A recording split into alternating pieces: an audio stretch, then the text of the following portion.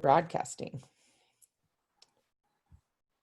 And hello, everyone that is chiming in here. I see names popping up in my sidebar. Welcome. We are here with Rose and the lovely Elfie. Well, the lovely Rose and the lovely Elfie. So those of you that are signed in early, I'm going to give you a task to find your Q&A button and just type in there and tell me where you are watching from. And it will also make sure that our Q&A function is working. So depending on what kind of device you are on, the Q&A button will be in the bottom, kind of almost right corner, or it may be in the top right corner under like 3 little lines if you're on a mobile device. So if somebody can type something in there, even just tell me where you're watching from, or if you're a PADS volunteer or a donor, tell me anything. Somebody type in the Q&A box, because right now I think it's not working.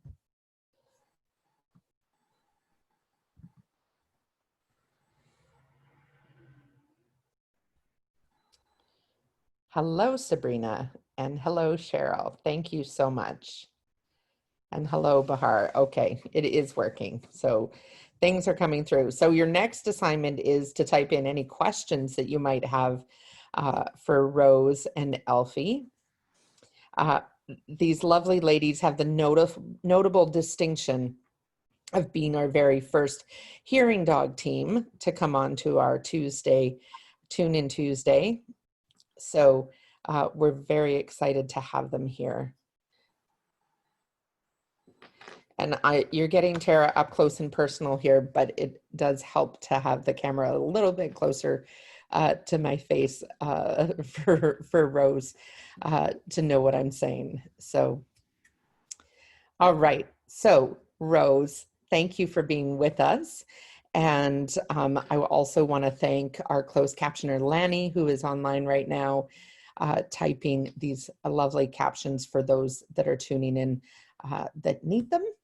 And we really appreciate you. So thanks both of you for joining us.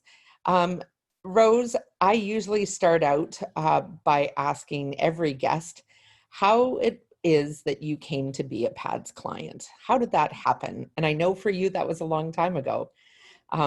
So do you want to tell me a little bit about that? It was a long time ago. It was in 1989. It was when I was working with an employment counselor from the Deaf and Hard of Hearing Association in Vancouver. We lived on the mainland. And my hearing loss is an acquired hearing loss as a result of a brain tumor. And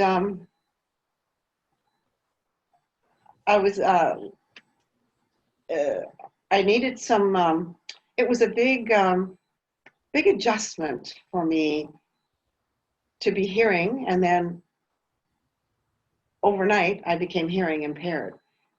And I have unilateral hearing, which means sound is absolutely flat for me. It's like I don't know whether an ambulance is 2 meters in front of me or 10 miles to the right. And so it's very disorienting. And I didn't know, it was difficult.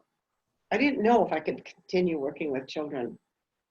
And so that's why I was working with a rehab counselor, or not a rehab counselor, an employment counselor at the Deaf and Hard of Hearing. And she helped me tremendously. And one day she mentioned that she, being profoundly deaf, had a hearing dog. And it was just like, I could taste it. Oh, I used to joke with my children, I need a seeing eye dog. I didn't think there was such a thing. I knew there were hearing dogs. And so I asked about it, and Leslie was her name, and she said that it was PADS, Pacific Assistance Dog Society.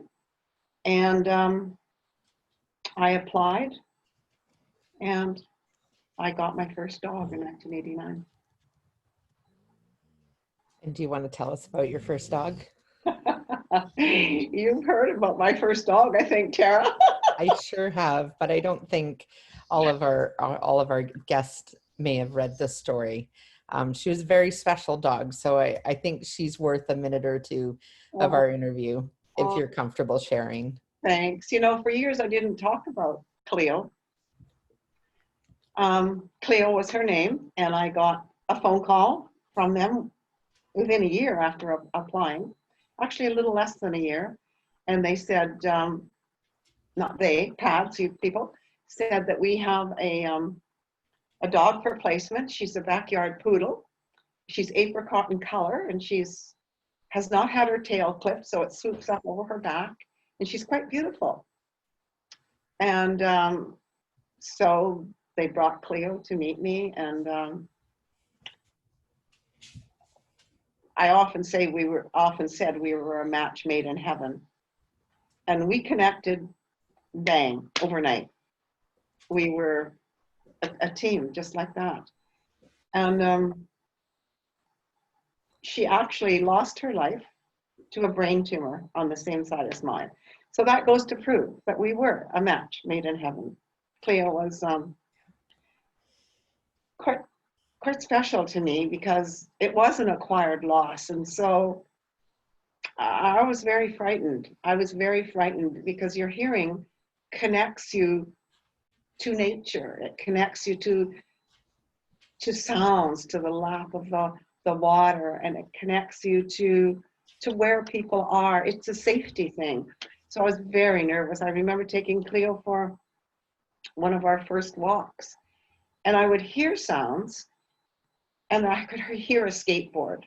Now, she wasn't trained to do this, but she looked behind to the skateboard, and I was watching her.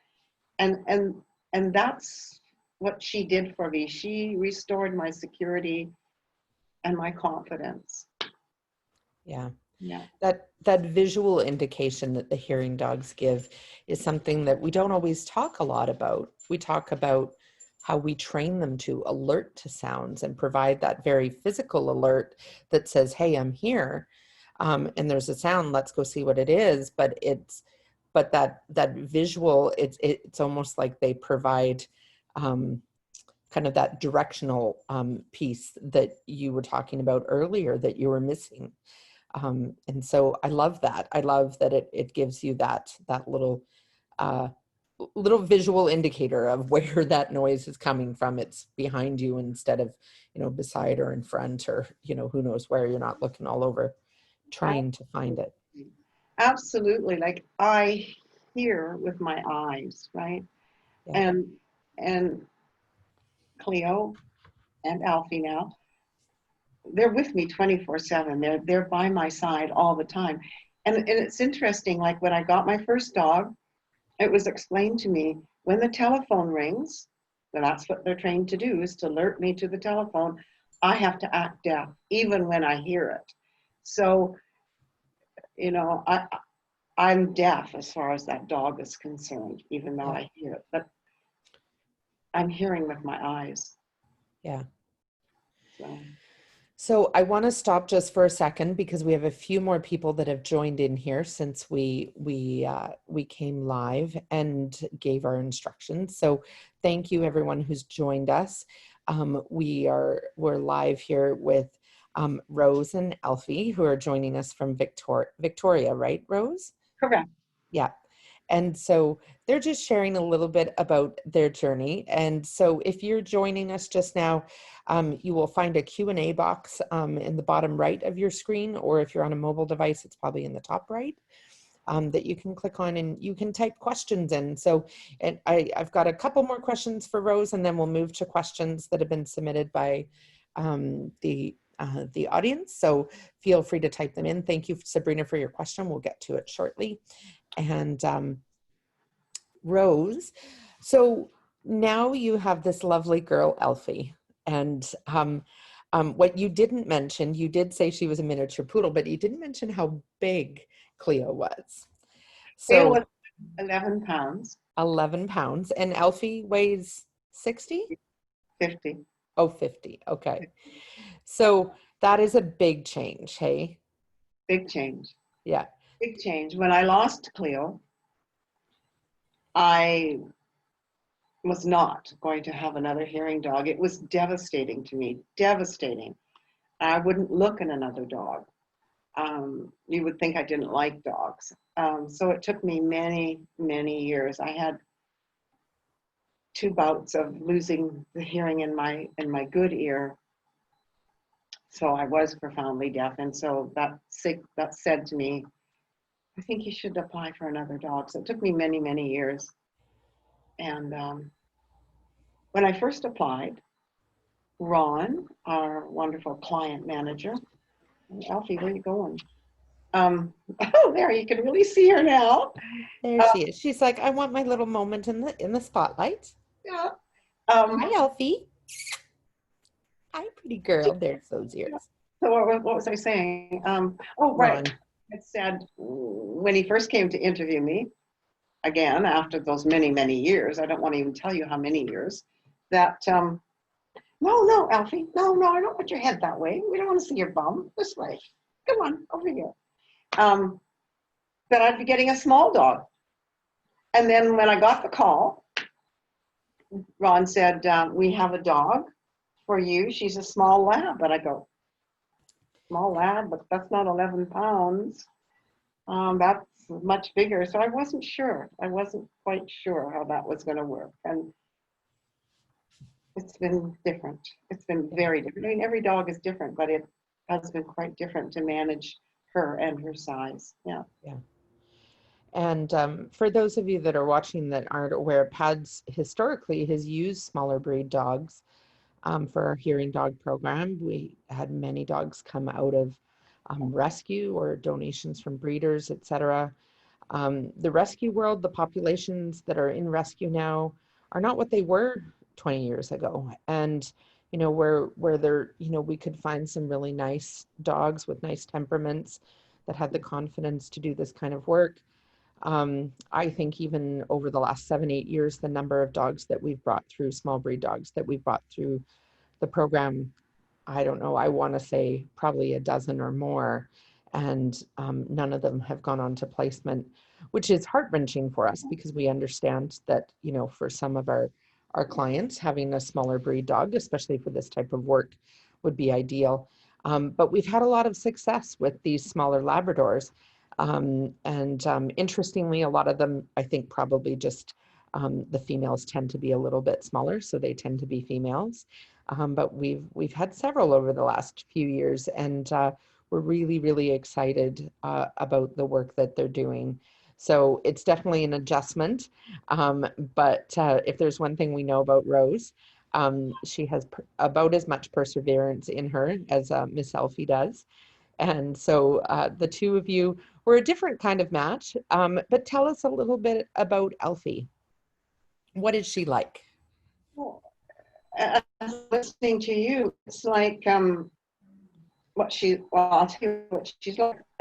As I'm listening to you, it's like I was constantly explaining that Cleo was a working dog. With Elfie, because hearing is an invisible disability, you can't see it, she's very visible, and people understand she's not a little poodle. She looks like a working dog. So she makes my life much, much easier in that way. When we go shopping, like a lot of the times I don't hear what the clerk is saying, or people will call me and I don't hear them. She makes my hearing loss visible. So that's wonderful in comparison to a small dog. She looks like a working dog. But what is Alfie like? Alfie is full of love, and full of enthusiasm. Now, and full of hair. I see it's all over. That's another difference from a poodle, isn't it? Cleo didn't shed, right? Alfie sheds. She's full of enthusiasm. She loves dogs. She loves people. Yeah. So, yeah. All right. Well, I think, you know, it's funny. Elfie was from a litter, the musical theater litter. So she's named for Elphaba. But I remember that litter because it was all girls, except for one. I think there was one boy, maybe two. And it was a large litter, I think 10 or 11 puppies. I can't remember. So, but it was a doozy. So, and they were all that litter, just so enthusiastic and willing and just excited about life. And so it was no surprise to us that she chose this particular path. So, for those of you that aren't familiar with hearing dogs, one of the things that we look for is a dog that's very alert and a dog that has what we call persistence. And so, for those of you that are puppy raisers, persistence can present itself in many ways. Uh, Persistence in a puppy often looks like demand barking, because if they think if they bark long enough they might get another cookie, or you might ask them to do another cue, which then will result in another cookie. So they're not always the easiest dogs to raise. Um, they uh, they have a lot of give to them, um, but they also, we look for dogs that are interested in sound. So when they hear a sound, they don't snooze through it like the ones that are lying at my feet right now. They're the dogs that kind of leap up and their ears perk up when they hear a sound. And then we harness that and kind of channel it into their skills. So I'm going to jump over now. Sabrina has asked what the main purpose of a hearing dog is. And I think you've touched on this a little bit.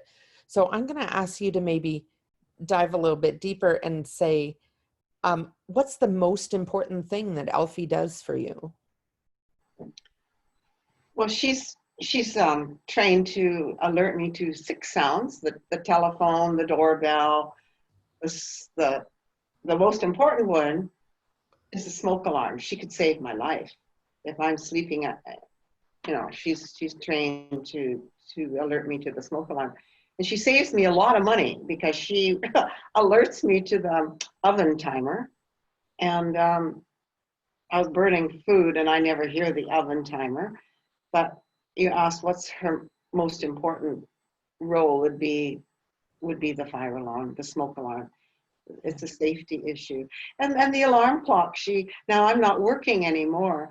My life is very different now than it was when I had Cleo, but I was constantly worried that I would sleep through my alarm because I wouldn't hear it if I'm sleeping on my good ear. And they're trained to alert me to the alarm clock. So that's very helpful. Yeah. Yeah. Yeah. And I think too, for those that joined in a little bit late, Rose was talking at the beginning about, you know, when she's out in the community or walking, etc., having this visible set of ears that she can see with her eyes instead of using her ears to know where sounds are coming from. So when Elfie, you know, looks towards the direction of a sound, whether it's an ambulance or a skateboard or, you know, even somebody walking up behind you, I think those things are really important. Come here. Oh, Alfie's like, she's like, what are we doing here, Mom, talking to this box? So for those of you that have dialed in with us, I will share too. Veronica says, hello from Chilliwack. We're raising a PADS pup and are very interested to learn more about hearing dogs. So thanks for joining us, Veronica. And Sabrina asks, when you say that Elfie warns you or alerts you, how does she do that? What does it look like? Can you hear her bark?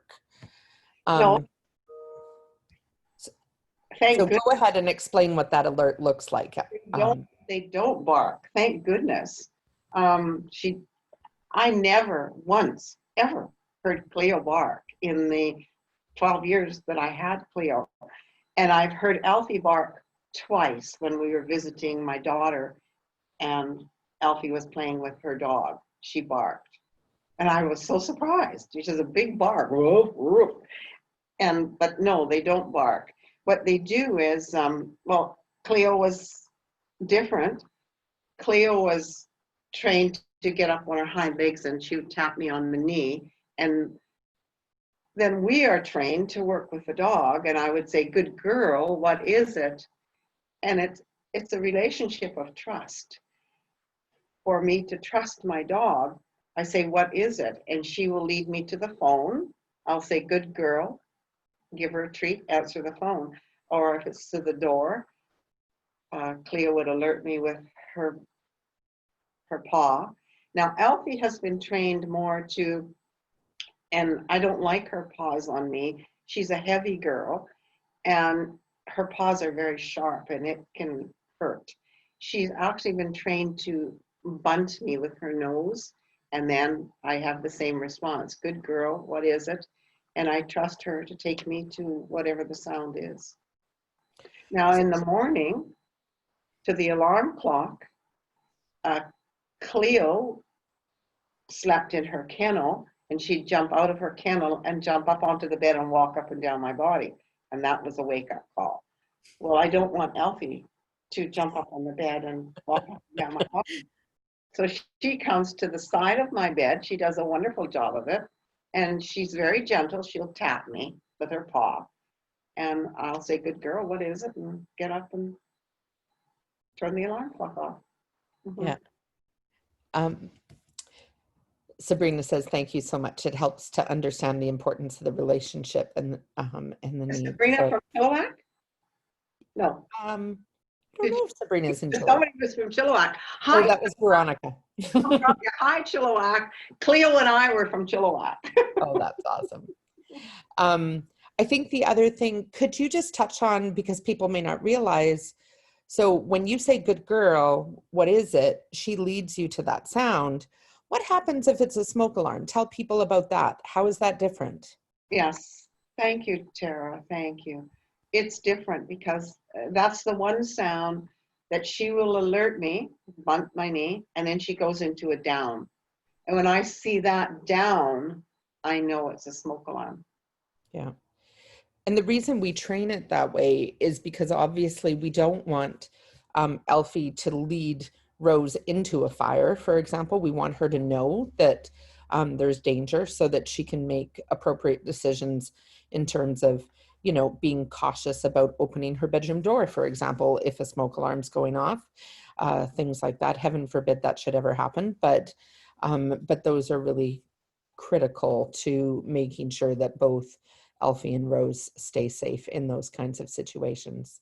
So we've got a couple more minutes here. If there's any more questions from those of you that are watching, as you've been listening, if you have questions about anything Rose has shared, please feel free to type them in the Q&A box, and we have time to answer a couple more questions. So tell us a little bit while we wait and see if there's any more questions.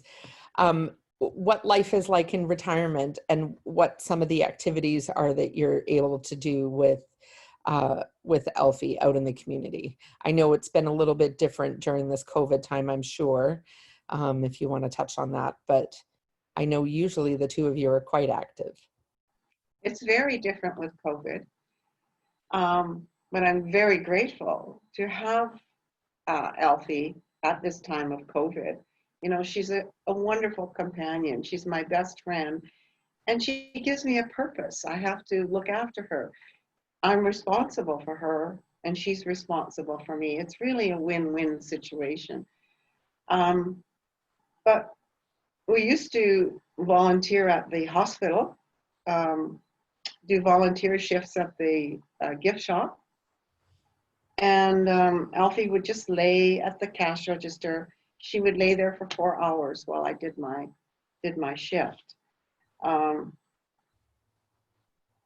There's a wonderful story when I think of her as being a lover. That's really what she is. She just loves people, loves dogs, just loves people.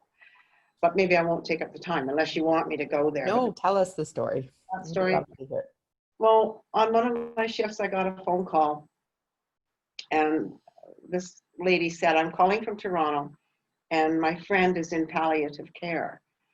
Do you, by any chance, have any stuffies, any dogs? And I go, yes, we have dogs that are stuffies. She said, do you have any labs? I said, I don't know if there's any labs. I'll go over and look. I said, but I have a lab right here at my feet. And I explained to her that I had a hearing dog and she was a lab and she was there. She said, could you take your lab up to see my friend? She just loves labs. And I said, well, I'm happy. I'll deliver your stuffy. But what we do is we just leave it at the desk and we have to get the nurse to sign it. We don't take it into the patient. So big long story, but didn't have a lab for a dog, but found a stuffy for her. And I'm going up to make this delivery to the 8th floor. The nurse isn't at the station there. It's like, oh my goodness. So I walk by the door and I see this lady sitting on her bed, looking at cards, like on her bed, looking down like this. And I walk by, and that's really not my thing, is to go in there and do that. And I walk back, nurse still isn't there. I go, okay, I can do this. So Alfie and I walk over, and this woman never looked up from the bed, from her looking down. All she did was see Alfie, and she put her hand out like this. Now, Alfie read this woman. Alfie doesn't do this. And she licked this woman's hand up to her elbow and down, up and down, gonna cry. And this woman started to cry, and I started to cry. And then we left. My next shift, I get a call, and it was the woman. She said, where are you going? Are you leaving? She's like, you're embarrassing me, Mom. She says, yeah. This woman says, I just wanted to thank you so much for taking your dog up. I don't know how you did that. She said, my friend died, but that's all she could talk about was your dog. So thank you so much. So that's where Alfie comes from. It's like, I love you. Oh my goodness, now you make me cry. Oh, Alfie, what a special girl. Well, that's fantastic. Thank you so much for sharing. And thank you for everybody who tuned in with us today. We really appreciate you and your questions. And we just thank you, Rose and Alfie, for your time. And maybe just to close, is there anything, like, if you could say anything to PADS volunteers, donors that you haven't said already, what would it be? Well, first of all, it would be, thank you, Tara. I think you're a wonderful communications person. You're a wonderful writer, and you ask great questions. Thank you to you, Tara. And thank you to the village. It takes a village to raise a service dog. I would say thank you to the whole village, particularly to the donors. This is a nonprofit society, and these dogs cost a lot of money and a lot of work, a lot of hands, a lot of work. And we pay very little for those dogs. Those dogs come to us fully trained. And I just say thank you to the entire village. I'm forever grateful to PADS. You know, you say that, I'll tear you again. It's changing lives one dog at a time. And that is so absolutely true. These dogs change lives. So thank you, PADS. Yeah, they sure do. And it's neat for me too, because I see these names in the sidebar that are watching today, and I know the people that are pouring their hearts into future hearing and service dogs. And so I'm glad you guys are here to watch and listen. And it's weird because these interviews still get me sometimes. So I'm just really appreciate you sharing your story, Rose, and thank you for your kind words. I really appreciate that. I love my job. I think I have the best job on the planet. So it is definitely my privilege and my pleasure. So especially when I get to spend my afternoons having a chat with one of my favorite people. So thank you so much for joining us. And I have to confess to everybody now, we had many people ask if we could have a hearing dog client. And I wasn't, and whether that would be possible on one of our Tune In Tuesdays. And so I had Katie reach out to Rose because she and I have had many a lovely conversation. and I knew that she would be a wonderful guest, and I'm, you know, not surprised that it has gone as beautifully as it has. So thank you, Rose. You're too But kind. she did confess to me that she was excited about our Tune In Tuesdays, but she didn't think that that was for her. But then I asked, so we thank you for stretching out of your comfort zone to share with us. It's just such a valuable thing that you did today. So we really, really are grateful for that. So thank you, Rose. Thank you. And thank you again to Lanny, who joins us each week, so that those that are tuning in that are deaf or hard of hearing have the closed captions and are able to follow along. We're very, very grateful for your skill, Lanny. So thank you for that. And with that, we're going to sign off. We're excited. We're trying to put together a series for you for September. So this is, you know, we've been doing kind of these one-off episodes for Tune In Tuesday, but please watch for that. We'll be making hopefully an announcement on social media this week about what the rest of September is going to look like as we go into what is typically our graduation month. And this year graduation is going to look a little bit different. So we're just trying to hammer out the details. So I don't want to say too much until I've got all the approval and sign off, but I'm excited. So I'll say that much, and hope that you will all join us for our series in September once we kind of get it sorted out. So thank you so much, everybody, for tuning in. Thank you, Rose and Alfie. And you give that girl a cookie and a good ear scritch for us. She was a very good girl until Mom started telling embarrassing stories. So Thank you, Tara. Thank you. thanks so much. And we'll chat again soon, Rose. Bye now. Bye, everybody.